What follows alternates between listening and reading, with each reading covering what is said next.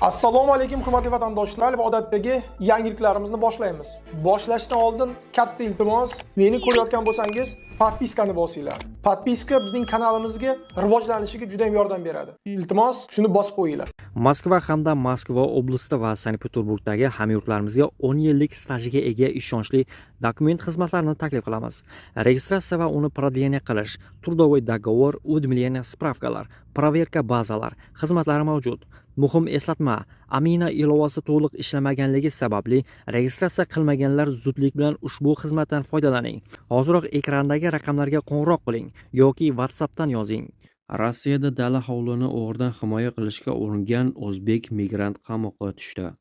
Assalomu alaykum qadrli mehmonim, videodan to'liq xabardor bo'lish uchun videoga like va podpiska tugmalarini bosib qo'ying. Omsk viloyatida sud 36 yoshli O'zbekiston fuqarosiga chiqarilgan hukmni o'z kuchida qoldirdi. U Rossiya Jinoyat kodeksining 111-moddasi qasddan og'ir tan jarohati yetkazish bo'yicha aybdor deb topdi. U 4 yillik qamoq jazosiga hukm qilindi va jabrlanuvchiga 500 ming rubl miqdorida kompensatsiya to'lashi ham shart. Hujum 2023-yil yozda sodir bo'lgan. Tergov ma'lumotlariga ko'ra, yo'lovchi taksi chaqirib yordam so'rash uchun boshqa birovning bog' uchastkasiga kirgan. Uchastkada bo'lgan migrant uni o'g'ri deb gumon qilib, kaltaklay boshlagan. Jabrlanuvchi qochishga uringanida unga it qo'yib yuborilgan. Prokuratura ma'lumotlariga ko'ra, it uni kamida 20 marta tishlagan. Shifokorlar jabrlanuvchining bosh suyagi singanini ham qayd etgan. Apellyatsiya sudi hukmni o'z kuchida qoldirdi va unga yengillashtirishdan bosh tortdi. Moskva, Sankt-Peterburg, Sochi, Qozon, Novosibirsk, Krasnoyarsk, Yekaterinburg va boshqa shaharlar aeroportlarda migratsiya nazorati punktlari ish boshladi. Hozircha 12 ta ochilgan, keyinchalik temir yo'l vokzallari va avtomobil o'tish punktlarida yaqinda ham ochiladi.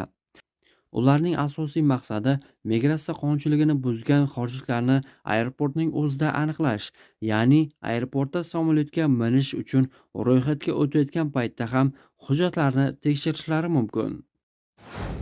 Toshkent-Qozon poyezd qatnovi qayta tiklanadi. O'ztemir yo'l yo'lovchi kompaniyasi 315-316 sonli Toshkent-Qozon-Toshkent yo'nalishlaridagi haftada bir marta qatnov bo'lishini ma'lum qildi. Birinchi reys 21 dekabr kuni Toshkent markaziy vokzaldan Qozonga jo'nab ketadi. Masofa vaqti 2,5 kun.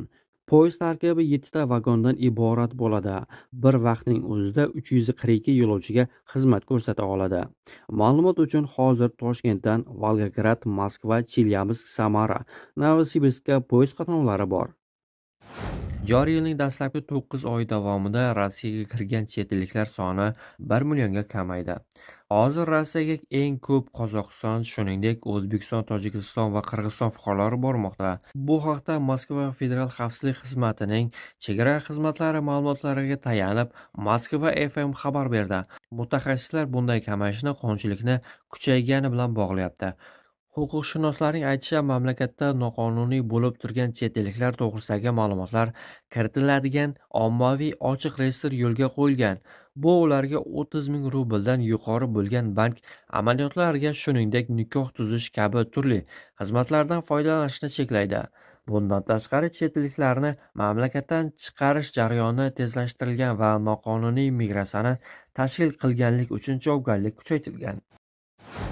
Putin migrantlarni ishdan bo'shatish asoslarini kengaytirdi.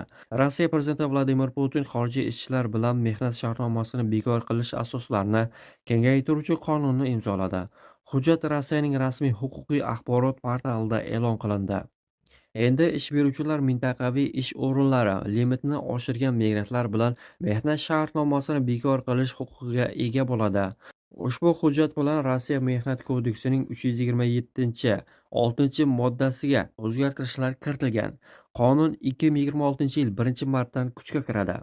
Tashabbus yangi odamlar fraksiyasiga mansub deputatlar tomonidan Davlat dumasiga kiritilgan. Ularning fikricha, bu ishdan bo'shatilgan xodimlar tomonidan sudga berish xavfini kamaytirishga yordam beradi. Rossiya hududida milliy haydovchilik guvohnomalaridan foydalanishning amaldagi tartibi o'zgarmoqda. Shu sababli O'zbekiston Respublikasining Rossiya Federatsiyasidagi elchixonasi ogohlantirish bilan chiqdi. Xorijiy haydovchilik guvohnomalarini tan olish bo'yicha Rossiya qonunchiligiga kiritilgan o'zgartirishlarga ko'ra, O'zbekiston Respublikasining amaldagi milliy haydovchilik guvohnomalari bilan Rossiya Federatsiyasi hududida transport vositalarini shaxsan boshqarish mumkin. Shu bilan birga Rossiya Federatsiyasi hududida kasbiy faoliyatini taksi, yuk tashish, yo'lovchi tashish va boshqalar amalga oshirish uchun Rossiya haydovchilik guvohnomasini olish zarur. Bu esa xorijiy haydovchilarni belgilangan tartibdan o'tishni talab qiladi.